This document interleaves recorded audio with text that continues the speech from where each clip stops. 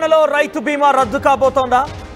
రైతులకి ఎవరైతే ప్రమాదకర స్థితిలో పనులు చేస్తున్నా ప్రమాదవశాత్తు మరణించినా వారి కుటుంబానికి 5 లక్షల రూపాయలని ఇచ్చేటువంటి ఆ బీమా తెలంగాణ రాష్ట్రంలో ఇకపై కనిపించదా? ఆ దిశగానే ప్రయత్నాలు కనబడుతున్నాయా? ఎస్, ఇవి చెప్తున్నారు. ఈ మాటలను చెప్తున్న హరీష్ రావు ట్వీట్ చేశారు. 3 నెలలుగా ఎల్ఐసికి ప్రీమియం చెల్లించలేదు సర్కార్ అంటూ కూడా హరీష్ రావు ట్వీట్ చేశారు.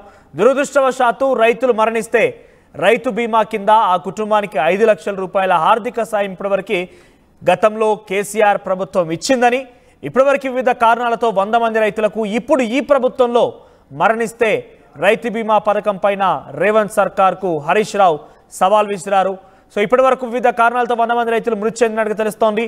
ఇప్పటివరకే రైతు బంధు ఎగ్గొట్టారంటూ హరీష్ రావు విమర్శలు కూడా చేశారు. ఒకసారి ట్వీట్ చూద్దాం. హరీష్ రావు ఏం ట్వీట్ చేశారు? అసలు రాష్ట్రంలో రైతు బీమా పథకం కొనసాగుతుందా లేదా అటకెక్కిందా అనే రకంగా ఆయన ట్వీట్ చేసుకొచ్చారు.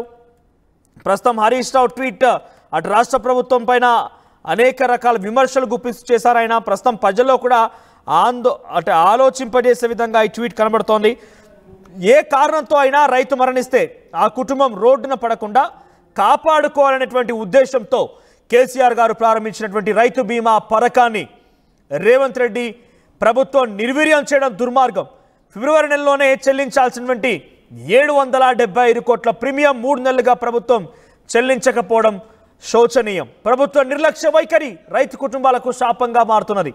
అసలు రాష్ట్రంలో రైతు బీమా పథకం కొనసాగుతున్నదా లేదా అటకెక్కించారనే అనుమానం కూడా కలుగుతుందంటూ ఆయన ట్వీట్ చేశారు. సుమారుగా ఈ రకమైన ఉద్దేశంతోనే పూర్తి ట్వీట్ కనబడుతోంది. పాలన గాలికి వదిలేసి గాలి మోటార్లో చక్కర్లు కొట్టే ముఖ్యమంత్రి మంత్రులకు రైతుల కుటుంబాల కన్నీళ్లు కనిపించడం లేదా అంటూ కూడా ఆయన ట్వీట్ చేశారు. రైతుల కుటుంబాలకు ప్రభుత్వమే 5 లక్షల రూపాయలు చెల్లించి ఎల్ఐసికి పెండింగ్లో ఉన్న ప్రీమియం తక్షణం కట్టాలని రాష్ట్ర ప్రభుత్వాన్ని డిమాండ్ చేస్తున్నామంటూ కూడా ఆయన ట్వీట్ చేశారు.